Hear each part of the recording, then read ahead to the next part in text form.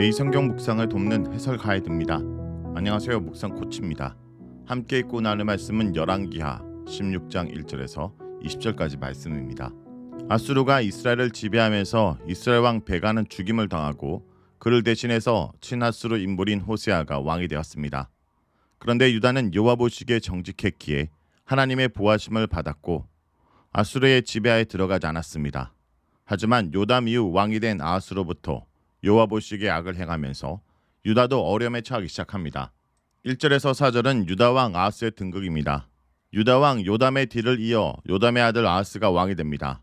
아하스가 왕이 될 때 나이는 20세이며 예루살렘에서 16년을 다스립니다. 하지만 이전 왕들과 그의 조상 다윗과 달리 그는 여호와 보시기에 정직하게 행하지 않았습니다. 3절에서 4절은 구체적으로 아하스가 행한 죄로 첫째는 이스라엘 왕들의 길로 행했다는 것입니다. 이스라엘 왕들의 길이란 두 가지가 있는데 하나는 여로보암처럼 여호와 예배와 이방 제일을 혼합하는 것입니다. 여로보암은 단과 베들의 황금 송아지라는 우상을 만들어 놓고 여호와 제일이라고 하며 예루살렘에서 제사를 대신하려 하였습니다. 둘째는 아합처럼 여호와를 버리고 이방신을 섬기는 것입니다. 아하스는 이 두 가지 죄를 모두 지었습니다. 3절에서 아하스는 자기 아들을 불 가운데로 지나가게까지 하였습니다. 이것은 이방 사람들의 가증한 일이라고 저술하는데 신명기 18장 10절에 따르면 이런 행위는 하나님께서 본받지 말라는 가나안 민족의 가증한 행위 중 하나입니다. 사람을 불 가운데 지나가게 하는 것은 불로 태워 번제로 드린다는 의미입니다. 이것뿐 아니라 그는 산당들과 작은 산 위와 모든 푸른 나무 아래와 같은 이방신들을 섬기는 모든 장소에서 제사하고 분향하면서 이방신 섬기는 데 매우 열정적이었습니다. 이전의 왕들은 백성들이 산당에서 분향하는 것을 막지 않았지만 그는 자신이 매우 적극적으로 이방신을 섬기고 제사를 드렸습니다. 그가 이렇게 여호와뿐 아니라 온갖 종류의 이방신을 열심히 섬긴 이유는 당시 하수르가 매우 강해져서 이스라엘과 유다를 침입하고 압박했기 때문입니다. 아람과 이스라엘은 아수르에 대항하기 위해 동맹을 맺고 유다도 이에 참여하려고 압박했습니다. 주변 나라들의 압박으로 유다 정세가 불안해지자 아하스는 여호와든 이방 종교든 종교적 힘으로 이 위기를 넘기려고 제사를 드리는 데 열심을 냈던 것입니다. 유다의 위기는 하나님을 온전히 섬기지 않은 데서 온 것이기 때문에 하나님께 돌아가는 것 외에는 방법이 없었습니다. 하지만 아하스와 당대의 지도자들은 그것을 모른 채 더욱 헛된 열정으로 죄를 지은 것입니다. 미가 6장 7절에서 8절에 선지자는 하나님께서 원하시는 제사는 정의를 행하고 인자를 사랑하며 겸손히 하나님과 함께 행하는 것이라고 말하고 있습니다. 5절에서 9절은 아람과의 전쟁에서 아수르의 도움을 청한 아하스에 대한 내용입니다. 아수르의 세력을 막기 위해 아람과 이스라엘 왕 베가가 동맹하였고 이에 함께하지 않은 아하스를 치기 위해 예루살렘으로 쳐들어옵니다. 하지만 연합군은 예루살렘을 점령하지 못했습니다. 대신 아람 왕 르시는 엘라스를 회복하고 그곳에 있던 유다 사람을 쫓아내고 아란 사람을 그곳에 거주하게 하였습니다. 역대하 28장 5절에 따르면 아람 왕은 유다 사람을 사로잡아 다메섹으로 갔습니다. 이렇게 유다가 아람에게 점령당할 위기에 처하자 아하스는 아수르 왕 디글랏 베레셀에게 도움을 청합니다. 그는 자신을 왕의 신하요 왕의 아들이라고 하며 아수르에게 절대적으로 복종할 것을 약속한 뒤 아람과 이스라엘 손에서 자신을 구원해달라고 간청합니다. 아하스는 아수르에게 복종을 맹세하며 자신을 구해달라고 요청하는데 당시 상황을 보면 어쩔 수 없는 선택으로 보이지만 신앙적으로 보면 하나님의 백성은 하나님만을 주인으로 섬기며 그에게 복종하며 하나님께 도움을 청해야 했습니다. 하지만 아하스는 눈에 안 보이는 하나님이 아닌 눈에 보이는 인간 왕에게 의지하고 도움을 청했습니다. 그 대가로 여호와의 전과 왕궁에 있던 금 은을 모두 가져다 뇌물로 보냅니다.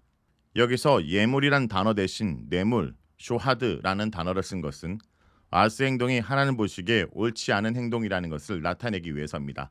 뇌물은 신명기 10장 17절과 16장 19절 등에서 금지된 범죄로 뇌물로 사항을 변화시키려는 시도는 옳지 않은 것이라고 분명히 합니다. 아하스는 하나님의 백성으로 하나님께 의뢰하는 정정당당한 방법 대신 이방 왕에게 뇌물을 주고 그의 도움을 구하는 불법적인 방법을 사용한 것입니다. 이런 시도는 일시적으로는 성공적이었습니다. 아수르 왕이 그 요청을 듣고 올라와서 아람이 점령한 다메섹을 쳐서 점령하였고 다메섹에 있던 사람들을 기르로 사로잡아갑니다. 이것은 아람 왕 르신이 엘랏을 점령하고 유다 사람들을 사로잡아간 것과 반대로 이번엔 아람 사람들이 아수르로 끌려간 것입니다. 아람 왕 르신은 죽임을 당합니다.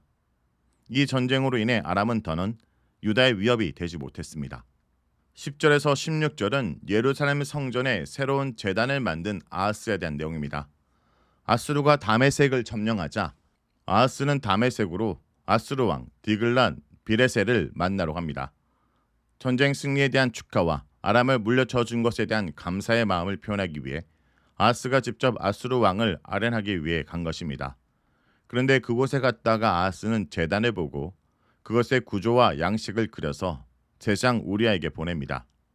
역대하 28장 23절에서는 이 단을 아람 신들을 위한 제단이라고 하면서 매우 부정적으로 평가하고 있습니다.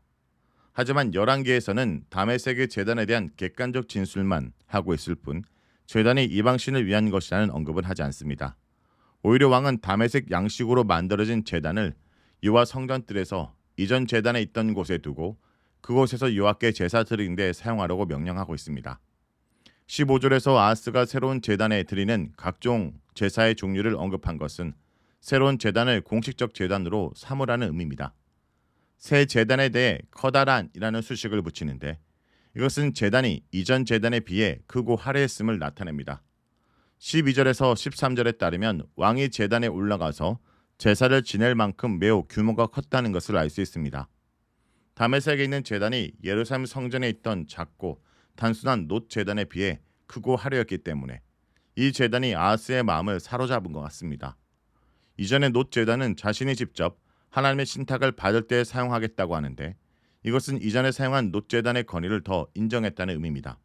이 일은 아하스 혼자 한 것이 아니라 당시 대제사장이었던 우리아와 함께 진행했습니다. 이런 아하스의 행동에 대해 열왕기 저자는 이러저러한 평가를 내리지 않고 있습니다. 17절에서 20절은 아하스가 예루살렘 구조를 옮기는 내용입니다. 아하스는 성전뜰에 있던 물두멍의 구조를 바꾸고 놋바다를 놋으로 만든 소형상의 받침대에서 내려 돌판 위에 두었습니다.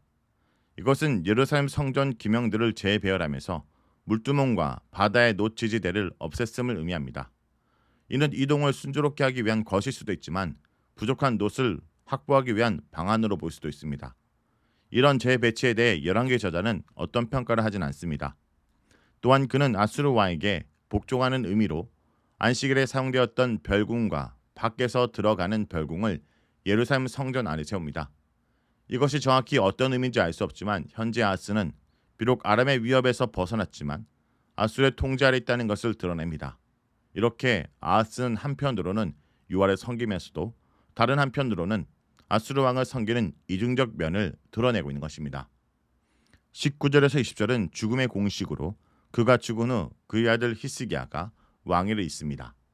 성도 여러분, 아하스 왕의 관심은 하나님이 아니라 온통 아수르 왕이었습니다. 그는 하나님이 명령하신 대로 만들고 배치된 성전 기물들을 마음대로 변형하고 재배치하였습니다. 초강대국 아수르의 제단이 기준이었습니다. 더 많은 제사를 드리도록 성전 공간을 확대하고 큰 제단을 만들었습니다. 아수르 왕의 심기를 거스르지 않기 위해 애썼습니다. 본래 있던 놋 제단은 개인적인 용도로만 사용하려 했습니다. 그는 하나님의 영광이 아니라 오로지 자신의 안전과 만족, 필요를 위해서 성전을 드나드는 사람이었던 것입니다. 그는 하나님 말씀이 아니라 세속적 성공을 기준으로 삼았던 자인 것입니다. 말씀을 놓고 기도하겠습니다. 주님, 세상을 쫓아가는 자가 아니라 주의 말씀을 따라가는 자가 되게 하여 주옵소서. 오늘도 우리의 기준이 세상이 아니라 주의 말씀임을 고백합니다. 우리를 붙들어 주옵소서. 예수의 이름으로 기도합니다. 아멘.